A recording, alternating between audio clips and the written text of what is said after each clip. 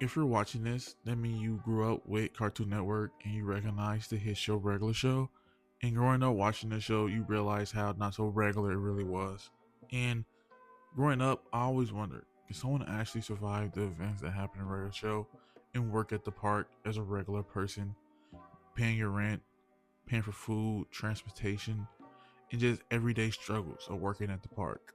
But first, I want to get into some lore about the show, like the creator, who is J. G. Quintel, who grew up in Hanford, California, and went to the Art Institution of California. From my Reddit sources, lol. I don't know how trusted it is, but you gotta trust me on that.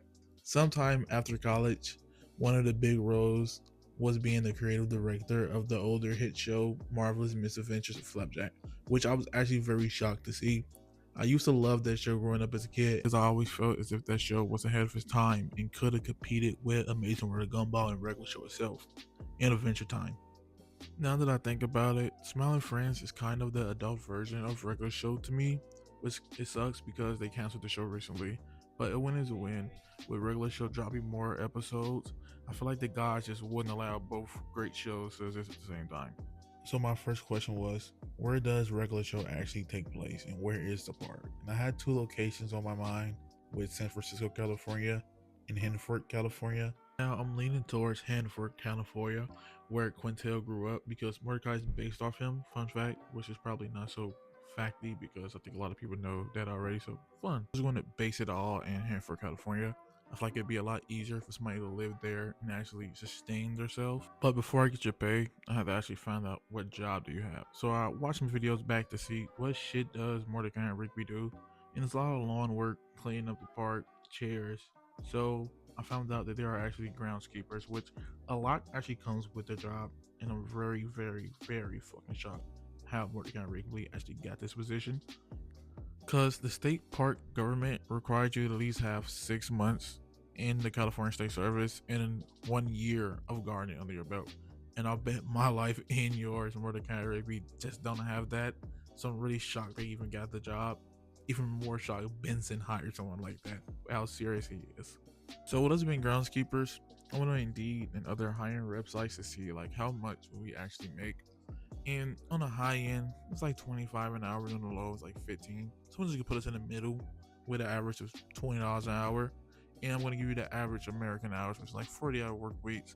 You get paid bi-weekly, so that's 80-hour checks. Quick math, 20 times 40, 800 times 2, 1600. And that's before tax. And we all know our touchy drunk Uncle Sam wants a cut so he can fix a couple potholes in the city that won't get fixed. So that brings you to 1400, which is 2,800 every month, which isn't bad. Which now I'm kind of jealous because that's more than what I make. The thought of Mordecai and Rigby making more than me and they're always broke, which is kind of funny because I guess I'm always broke as well, which is really hilarious. Oh, that greasy pig out and bam, you got yourself a cake, baby. I can't wait to eat that greasy pig. Wait, how much does it cost? $1.50. Oh, I told you cake mix is too expensive. $1.50. Oh. But here's to the top four most important things: rent, rent, rent, rent, rent. I looked around on websites for apartments in Hanford, California, and the rent over there isn't as horrible as I really thought it was going to be. With the ranges of like 1,500 to 2,500, I found the perfect spot for us, which this place costs $1,475. And this place really have great accommodations, like honestly. And it's not that bad. If you fix it up, couch here, chair there, it becomes really homey.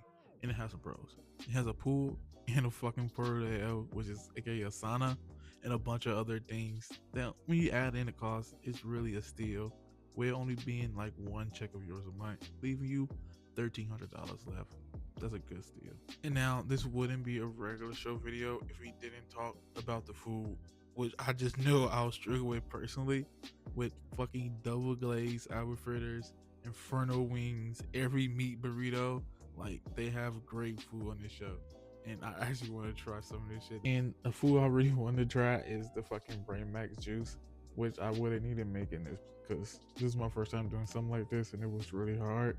And I remember watching the episode with the Brain Max juice where it made Mordecai and Rigby like hella smart. And I think a lot of people need that today because common sense isn't so common. So when you add in everything you're going to eat here, honestly, with double glazed apple fritters, every meat burritos, and everyday food you're gonna eat on a regular basis. Get it? Regular?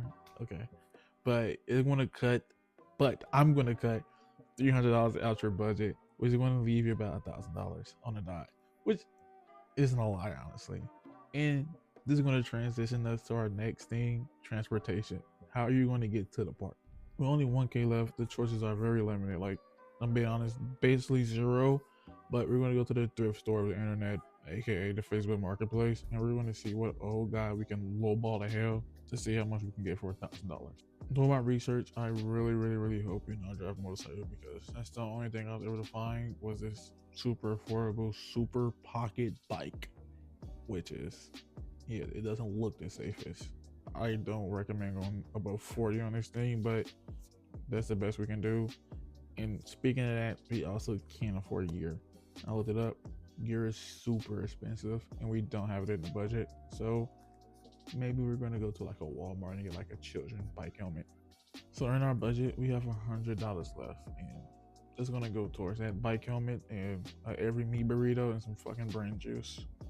So now with our budget being zero, after we did everything, food, rent, transportation, the big thing now is, can you actually survive the events that happen randomly in regular show?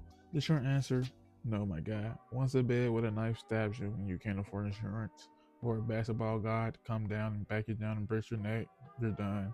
Let's be honest. You're not Thomas, who's a secret CIA sleeper agent, so you won't be able to survive these things. And speaking of Thomas, he's a goat, like literally a goat, and he survived all these things. And it kind of made me think how Thomas was supposed to be like the regular guy in the show versus everybody else. He ended up still being like a super sleeper agent at the end of the show, and you're just not him. I wish we were him. I hope you enjoyed the video. This is my first time doing something like this, and it was like really nerve wracking, and it took a lot longer than it should have, like a week and a half to make this video. So I really hope you enjoy it. Hope you subscribe and like the video, and give some more recommendations on some more shows I should do something like this with.